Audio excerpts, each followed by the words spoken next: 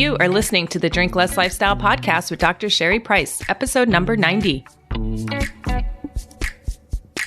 Welcome to Drink Less Lifestyle, a podcast for successful women who want to change their relationship with alcohol.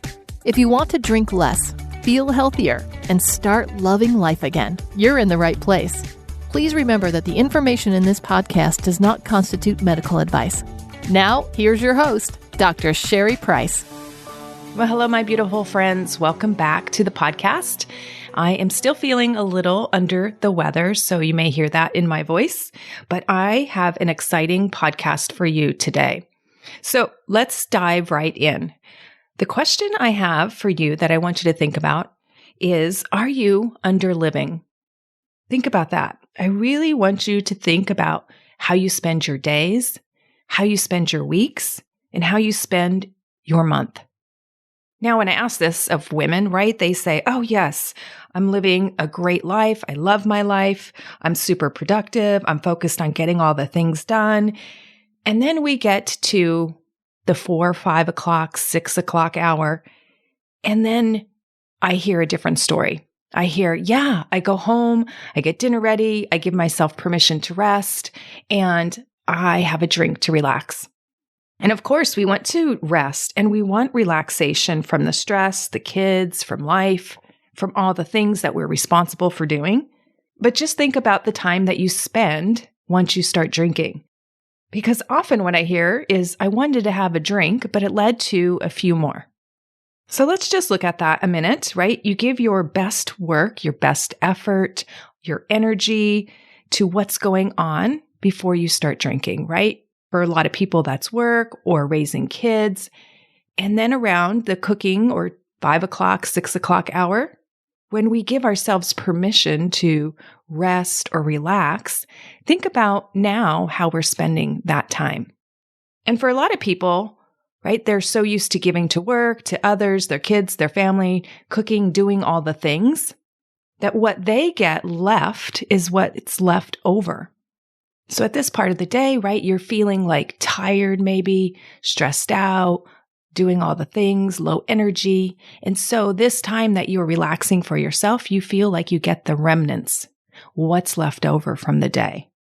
And some people spend that doing more, right? They want to get more work emails done or get caught up on laundry, or they want to finish more tasks, more projects around the house. And they keep doing. Or if they're relaxing, they feel they need to be still doing something, watching TV, scrolling social media, spending hours posting content, responding to comments, looking at their Facebook feed or Instagram. And so this is their time, right? This is the time that you have to yourself. And I just want to ask if this feels like underliving to you. Because for a lot of people, they feel like it is. They get the remnants of the day. They're exhausted by how much they've spent that valuable time of their day giving to others, giving to their job, giving at their work, being nice to others and doing all these things.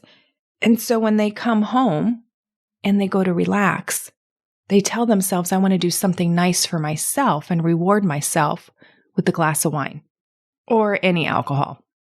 So they do it to relax, to reward themselves. It's pleasurable. It takes the edge off. And then I say, well, does it? Is it that relaxing? Is it that rewarding? Because most of the time, people don't stop after one drink. And if they keep going, they have a few drinks. And then how do you feel? And what happens when you overdrink is that you feel bloated, tired, forgetful, hungry, digging in the cabinets or in the pantry for something to eat, some chips to snack on, or you feel bored and so you want to manage and entertain your feelings by more food or more alcohol because you don't know how to deal with the emotions. And then here's what happens. You're upset. You're upset because you did it again. And the next morning you feel like crap or you have a hangover. And you're wasting more hours of your life nursing yourself back to health because you don't feel so well. And then you're also upset because you're spending all this mental energy being mad at yourself. And maybe you feel like there's tension in the house because of something you said or did or didn't do, all while you were under the influence. And so people may be judging you or holding that against you. And so this is weighing on you as well.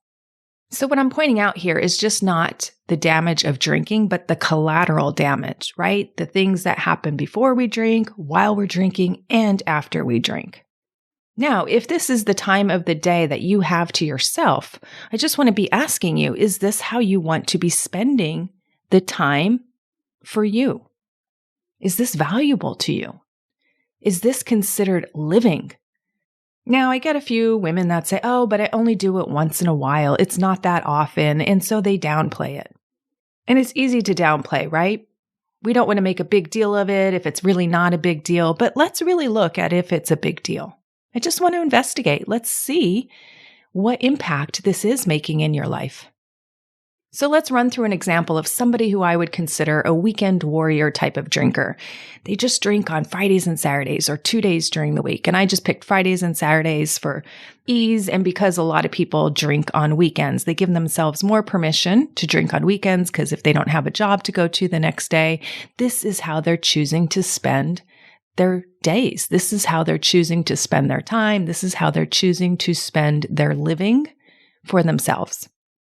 So let's use the example 2 days a week, like I mentioned, for Friday and Saturdays, where you might have a few drinks. A few drinks means usually more than your body can handle because you don't like the effects of it the next day. So say you start drinking around 6 o'clock on a Friday, you're drinking for 3 to 4 hours, let's just say.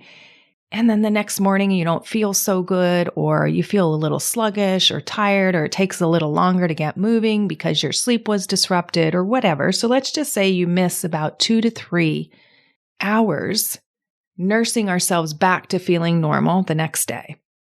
So if we go at 4 hours of drinking and then 3 hours the next day, that's 7 hours spent for one night of drinking. Think of that. 7 hours spent imbibing in alcohol and recovering from it. Now, 7 hours may not sound like a lot, but then multiply that by 2 days because we're going to do that again come Saturday. And maybe we even start earlier, right? But just for conservative numbers, I'll just say stick to 7 hours. So now that's 14 hours out of the week. And let's extrapolate that out a bit. So 14 hours per week. Let's multiply that by 4 weeks. And so that turns out to be 56 hours a month. 56 hours a month comes out to roughly 2.5 days. Now we'll take that number of 56 hours, and that's per month. We'll multiply it by 12 months because say that's our pattern is we drink every weekend. And when we do that math, it comes out to 672 hours a year, which is the equivalent of 28 days a year. 28 days a year. And this is how you're choosing to spend your time and reward yourself. It adds up to 28 days a year. So if you don't like this behavior, you're spending 28 days a year over drinking if it's just 2 nights a week. That's essentially losing a whole month out of the year due to this habit. Now, I'm just calculating the hours. That's just the time involved. I'm not talking about the mental stress, the emotional stress, and the physical damage alcohol has on our bodies. So when I work with women, then they say, oh, my drinking is really not that big of an issue. It's just weekends. And it's, it gets worse during holidays and it gets worse, on vacation. And if you think about it, we have holidays every month. There's birthdays, there's anniversaries, St. Patrick's Day is a drinking holiday, Memorial Day, barbecues, graduations, weddings. There is always a reason to drink. And even if we didn't include all of the holidays and we just kept it to weekend drinking only where we went overboard, just think about all that time and how it adds up. Now, I know I work with a lot of high achieving women, right? They know that I am so productive. I get things done. I'm slaying it here at my career. I'm slaying it at life. I'm a great mom for the most part, right? They're highly productive. So this is what they do to unwind and relax at night. So essentially, this is the reward they're giving themselves. They get to have it. They deserve it. And yes, you do deserve it. You do deserve a great life.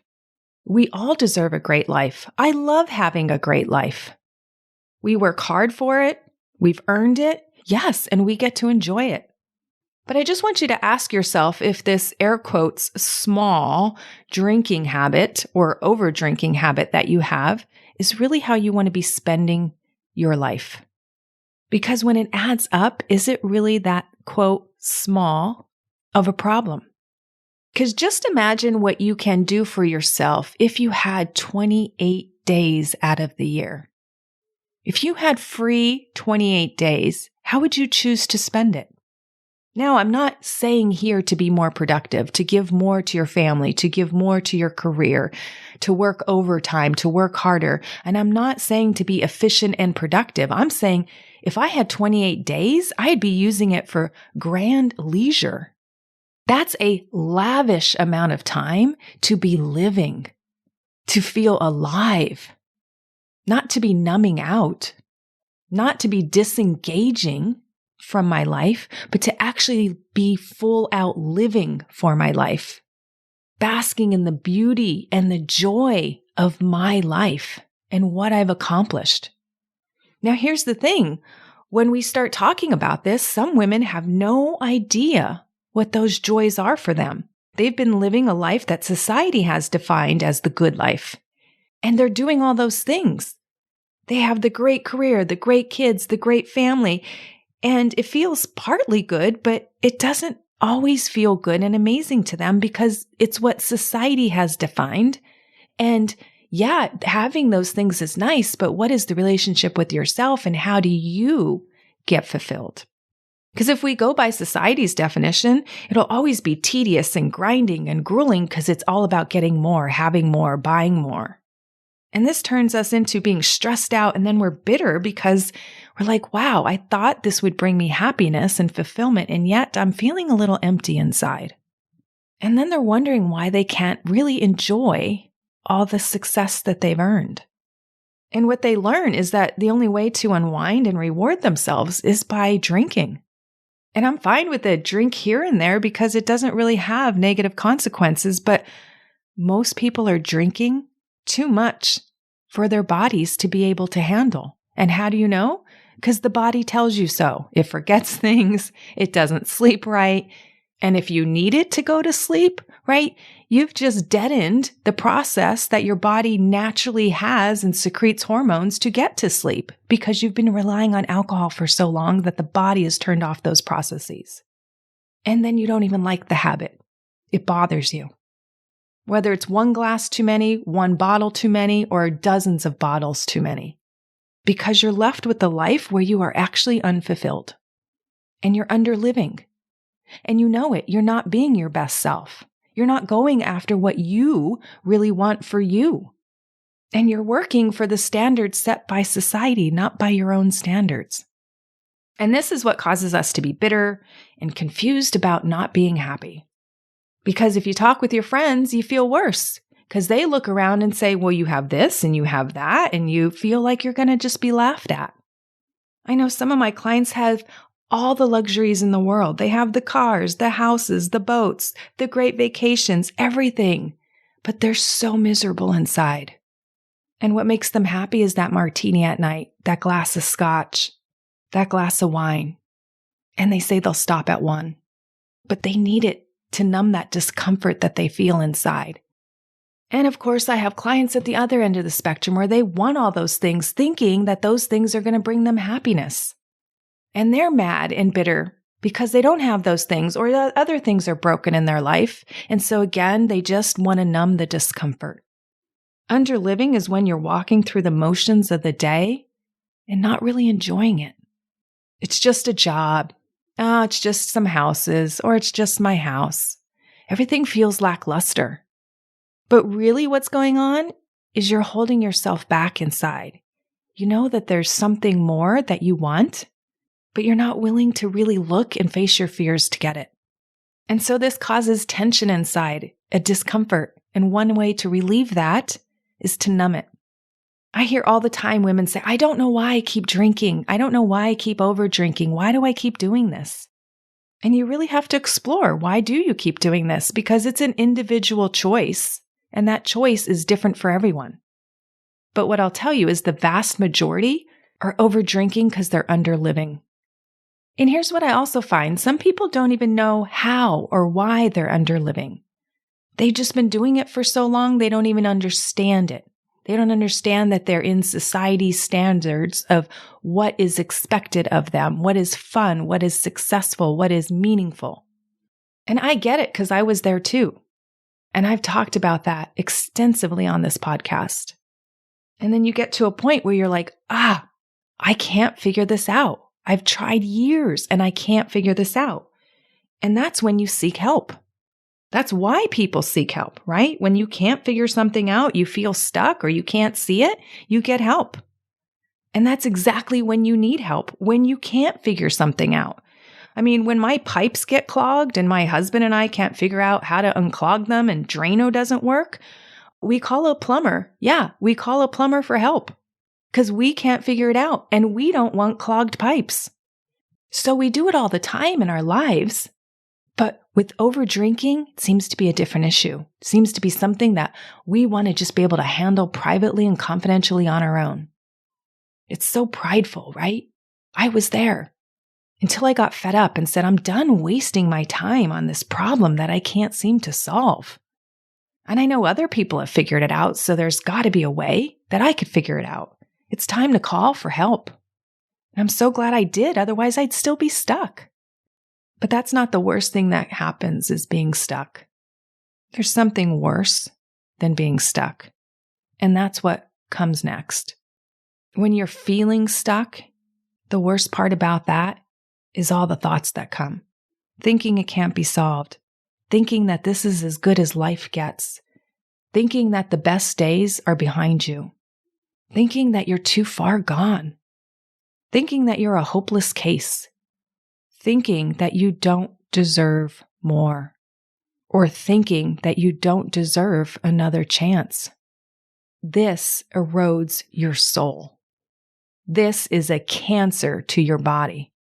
This is when you become hopeless and it feels like the Grim Reaper has started to enter your life. And maybe others around you have given up on you. They're sick of hearing the story and the promises. Or maybe you can't even bring yourself to talk about it anymore. You just don't want to look at it. You're so disgusted.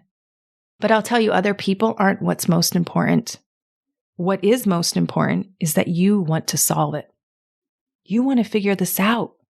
You want to stop wasting your time and your life away. Not only that, you also want to stop wasting your money on this habit because it gets expensive. And I'm not just talking financially. I'm talking about the time and energy.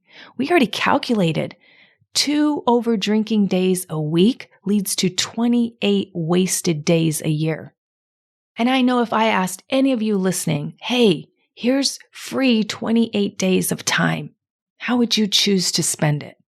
And I know many of you would pick things that fill up your soul, things that make you feel amazing inside.